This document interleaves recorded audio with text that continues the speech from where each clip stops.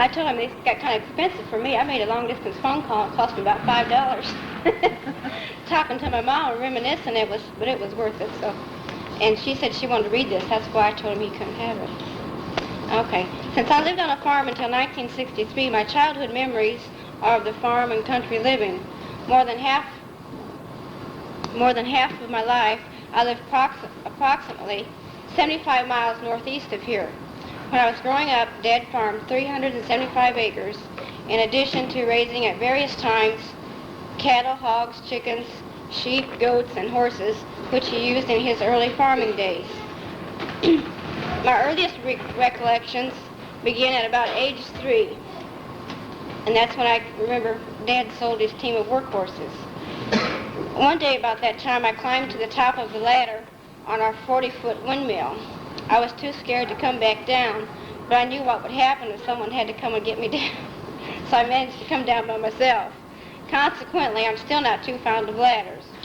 Along about this time, my brother was giving me a ride in the basket on the front of his bicycle when we ran into a barbed wire gate that ordinarily was open, and I carry the scars from that ride yet. I was the second of 7 children, the oldest being my only brother. I remember listening to a children's radio program each morning while we were getting ready for school. They had a contest each morning to see who could get ready for school the quickest, the boys or the girls. I recall getting mad at the announcer when I had honestly won and he'd declare the boys the winner. I couldn't figure out why they couldn't see and see why I really won. About this time, I learned to ride a bicycle. I made a regular racetrack around our barnyard, and by the time I went to bed, I was really tired and also a little bruised and sore. The next morning, I was awakened at the crack of dawn by Dean, my brother, saying I'd better get up and practice on the bicycle, lest I forget how to ride it. Well, I didn't want that to happen, so I jumped out of bed, aching bones and all, threw on my clothes, and dashed out to see if I could still ride. I was so mad, because I was so tired and so sore, and of course, once you learn how to ride, you never forget, and he knew that.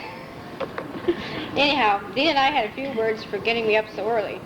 However, we had more pleasant times. We used to walk across the oats field to a nearby creek to set minnow traps, dig clams, and tried to catch crawfish without getting pinched. I was quite a tomboy until eventually I ended up with 5 sisters, and I began helping Mom watch over them and playing with them. We played house by the hours and sometimes days. It continued sort of like a soap opera, you know.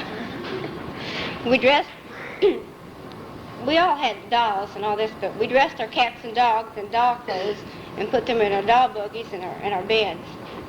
During the summers, we earned money by walking beans and cutting thistles for a penny apiece. We saved our money until August when we go to the county fair. One year, my chickens won a second-place ribbon, and another year, Dean's Hereford steer was the reserve champion. We also look forward to our vacation trips to Kentucky to visit my mother's parents. Grandma always had the best jelly, and Grandpa sold cold drinks for 6 cents in his country store.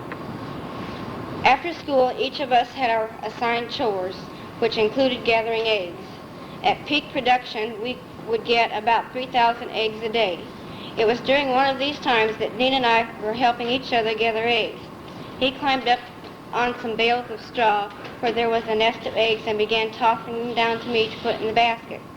I would have made any baseball team proud. I caught them all except the last one.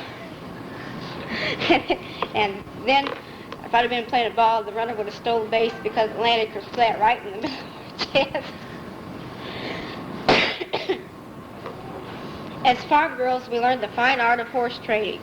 One spring, our neighbor had 2 little pigs that were rather sickly. So he told my sister he would trade his pigs for 2 of her kittens. Not one to pass up a bargain, she traded. We brought them home, and Dad got medicine, and we bottle-fed and nursed one of them to the picture of health. But Dad told us right off that when it got big enough, we would have pork chops. So that summer, Porky became our pet and our responsibility, and in the winter, we had pork chops and cracklings. Our parents were always interested in what we were doing. It was Mom that saw to it that we got to Sunday school. When the weather was too bad to get out, we would have Sunday school at home and take our collection and take it to church the next time we could go. We nearly always found somebody to go to church with when we were visiting. Mom was the MYF leader for several years, And some of my earliest recollections are of sitting by her side during WSCS meetings. That's the Women's Society of Christian Service. That's the Methodist Church. They're missionary meetings, and singing hymns and listening to the women pray. Dad was the one who helped with the homework, especially math. He was a member of our grade school board of education for a good many years. He was a man of few words and usually only said them once. We all learned at an early age to cook, with 6 of us learning more or less at the same time. We must have had some concoctions, but I don't recall any catastrophes. In fact, my mother taught me to cook and sew and other homemaking secrets so well that I won the Betty Crocker Homemaker of Tomorrow Award when I was a senior in high school, and I didn't even take any of their homemaking courses when I was in high school.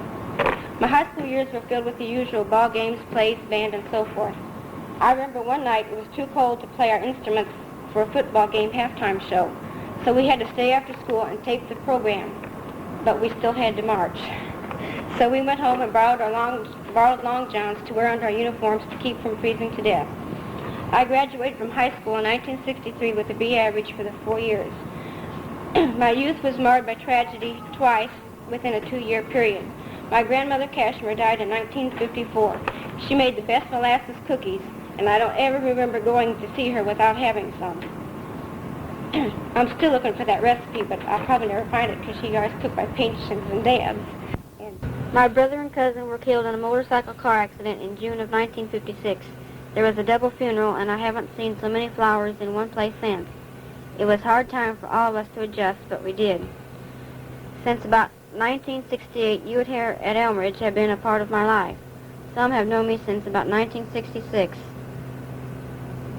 And there's no need to go any further in this story.